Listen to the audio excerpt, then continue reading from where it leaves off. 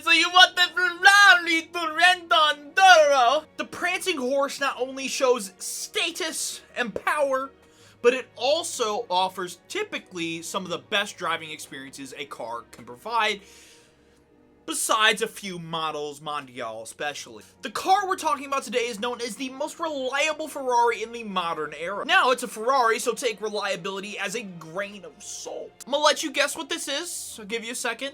Yes, we are talking about the Ferrari California today. The Ferrari California is not a bad car by any means. It was Ferrari's attempt at making a car, an entry-level car at that, for us peasants, you know, for us low-end buyers of the Ferrari product. Now, the first gen did have issues. It wasn't a ton, but it did have issues. The second gen was pretty reliable overall. We're actually going to be focused on the second gen today. Specifically today, you're hearing me talk about what it's like to rent it on Turo, what it's like to actually have an exotic on Turo, or just renting it out in general. It's dumb if you don't already have an established fleet of around 20 to 30 vehicles already.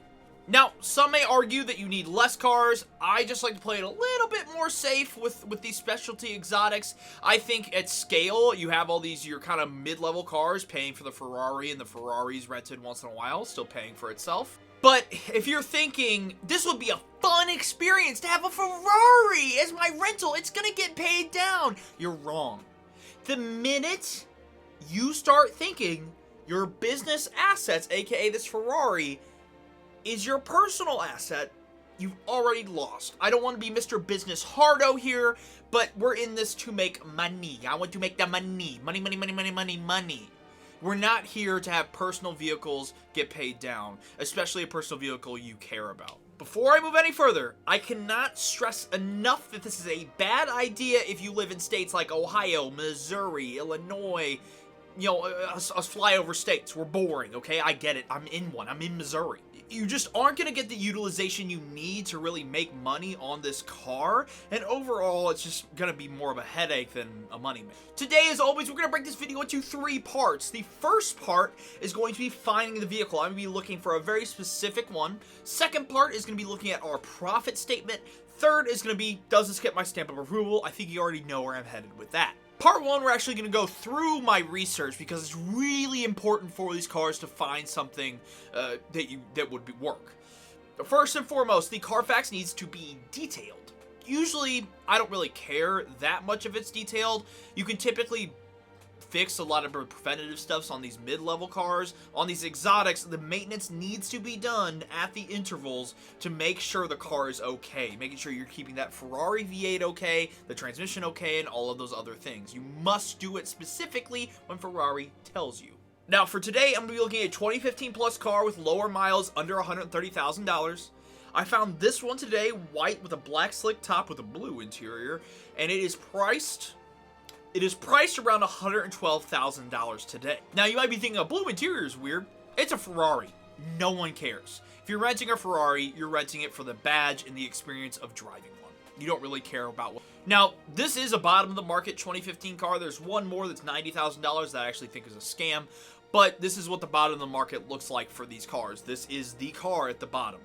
They go up a little bit in value, but they typically stay between about $112,000 to $140,000 for decent models from dealerships that aren't out of there. Let us do our profit calculation, team. Where do you think we're going to end up? If you decide to buy the one that I told you to buy, you're going to be financing this vehicle at $112,000. That will put you at $2,094 per month on finance. Oof. Ouch. Maintenance expense is $2,000 yearly based on what Ferrari suggests, so that's going to be about $166 a month.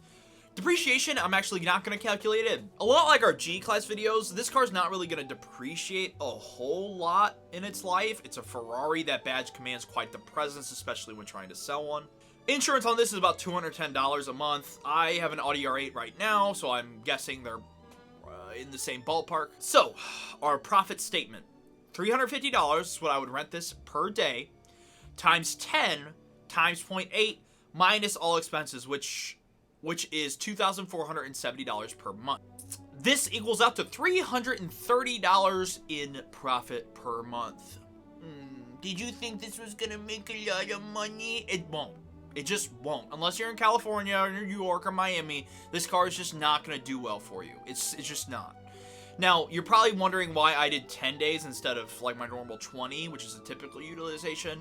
This car is special. It's not for some people to rent for a week at a time, especially, again, here in the middle blob of the country, not the posts that are actually cool. Does this get my stamp of approval? Obviously not. No. I'm a risk taker. I like risk. It's how you essentially build a business. But this is just so much risk, team. Do not do it. It's just a lot of risk with not a lot of reward. Again, if you don't have an established fleet, or if you live in like a New York or Miami or something like that. Team, I appreciate your time. I hope you have a delightful rest of your day. Peace.